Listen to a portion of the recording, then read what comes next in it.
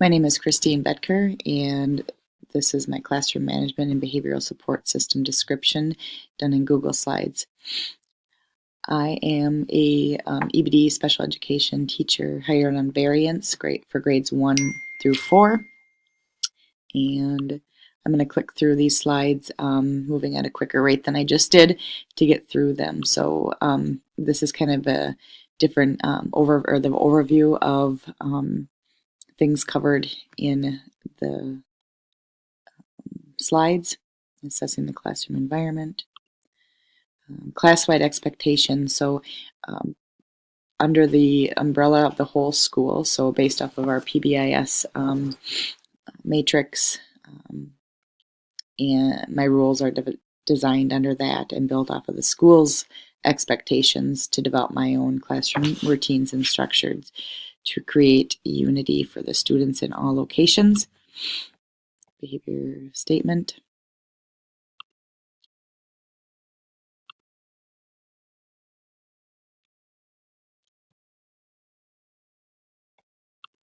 These are the classroom rules hanging in my posted in my classroom. I feel that they're observable, measurable, and positively stated. There really is no questions about the meaning of them for the young elementary kids. The rules are explicitly taught,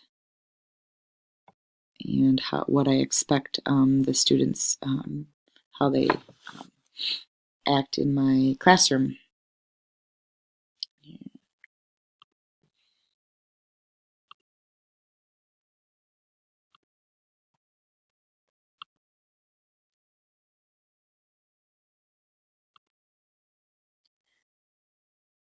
This is just kind of a overview, quick summary of procedures for encouraging positive behavior.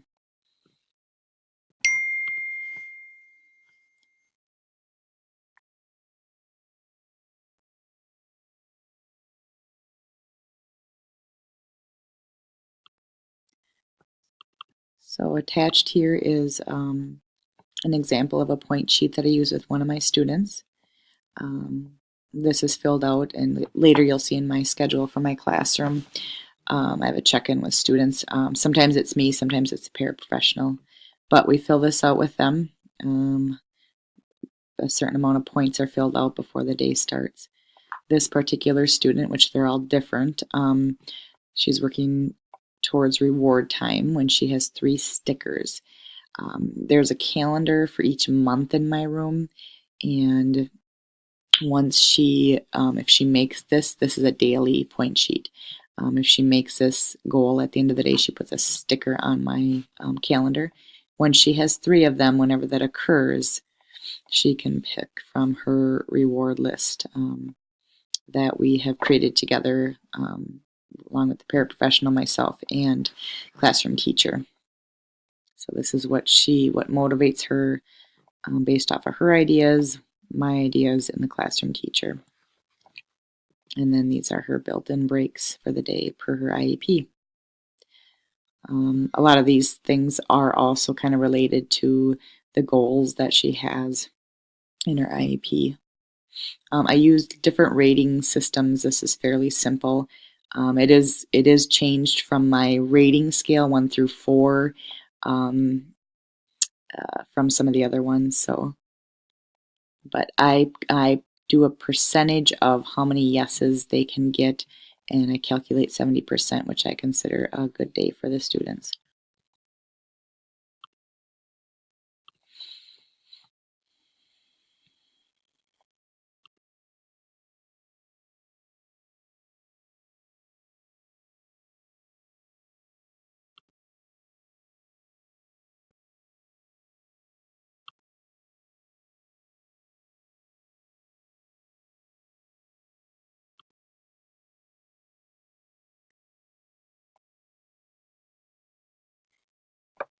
Problem behavior and replacement behavior examples. These are actually included in my training packet. Things similar to this that I work on with paraprofessionals. but it is also information for gen ed teachers and special ed teachers. I also have this included in my training packet as well, and it's also for my information, just kind of laying out what a major incident is versus a minor, and then also a crisis incident. And just guidelines on what an example of each one of those would be and how it's handled. This is a very useful tool that I use with myself and also paraprofessionals and gen ed teachers, just to kind of specifically addressing the problem behavior, specifically what you would say to the student and how you would reteach, and then positive feedback.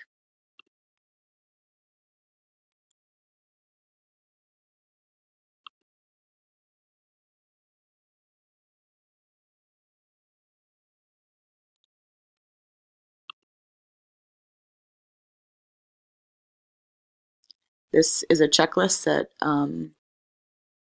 I use when reteaching a skill. Just go through and kind of answer these questions.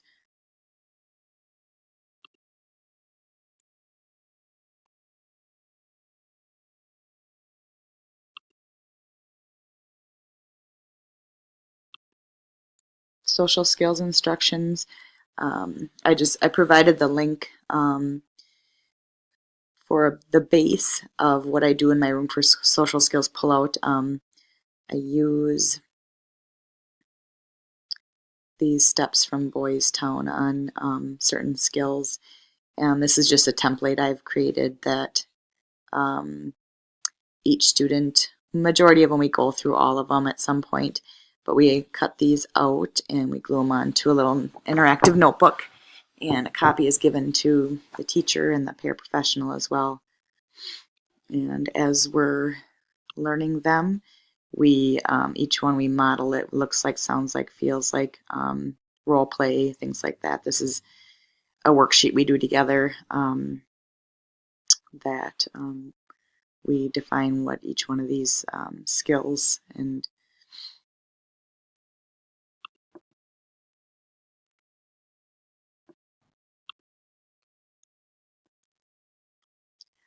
I've attached my classroom schedule. I see students for math, reading, social skills, and then in my schedule I have a built-in time for student check-in and check-out at the end of the day. And the students come to my class in the morning or and at the end of the day. Sometimes students can do a check-in if they've developed a good relationship with a para and a para is available. They could do it differently.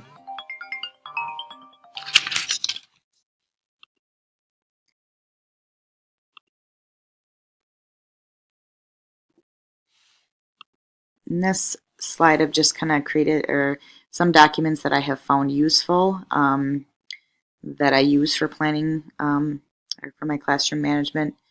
And then at the end here, I created my own classroom matrix.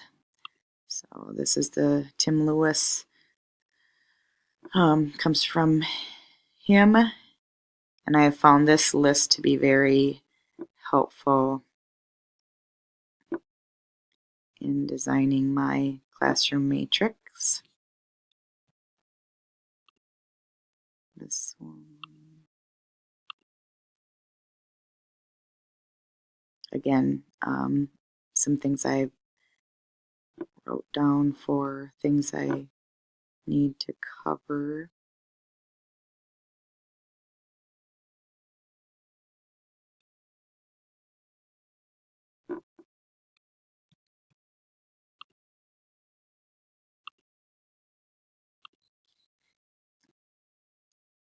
And then dates or a check or a list list when I have taught certain things and when we reviewed them.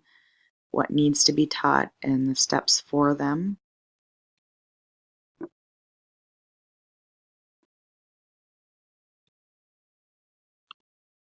And then lastly,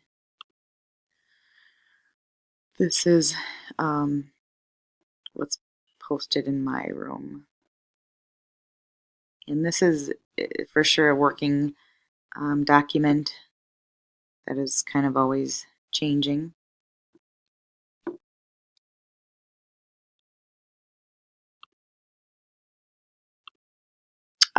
This I thought I'd include because it's for when students request a break or maybe ask to take a break when, for whatever reason, they're becoming upset or frustrated or um, just need a break. There's a room that they go to which is located next to mine, and each one of these is a workspace labeled. They come down, they pick a workspace that's available. There's a beanbag in this sensory space. There's another beanbag in here. Here's a sensory sand table. This is a workspace with a desk. This one has kind of like a reclining chair. And then based off of what kind of break they need, the paraprofessional or the teacher can help them determine that. They need to calm down. There's some calm down activities. They need to focus. There's some focus activities. Um, and then they come in, the student kind of picks this with some assistance. They grab a timer. It's a 5-minute break. They take their break, timer goes off, clean up, and then head back to class.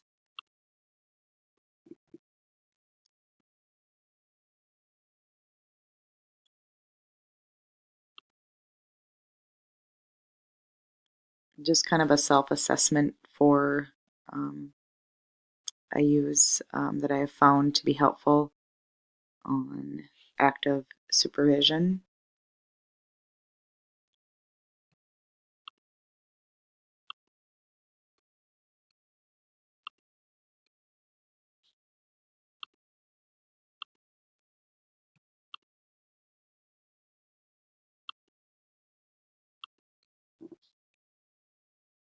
Information on supporting staff and students.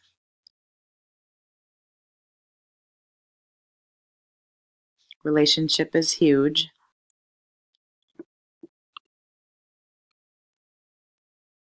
And then the next couple slides are transitioning students with EBD, intake of new EBD students with EBD, exiting, transitioning to less restrictive environments. First time, actually, first time this year I had exited a student. So everything kind of is a new learning process.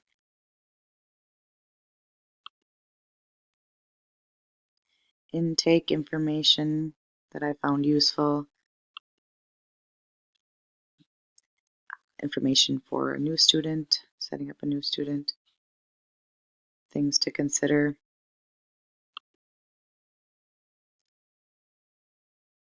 Information for exiting a student with EBD. Transitioning to a less restrictive environment. These are kind of areas that I feel need to be addressed and prepared. You need to cover talking to the teachers, what additional services and supports they will need if we're removing some supports or lessening them.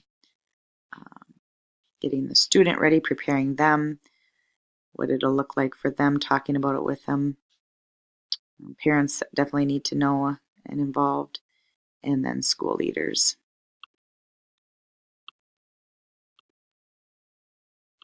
Okay, this is something I use for progress monitoring. These are on index cards, and it just states the student's objectives, and whether it's me or the paraprofessionals will kind of chart monthly on their goal.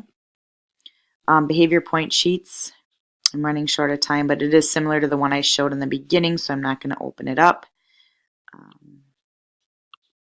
Some additional links for improving mental health practices.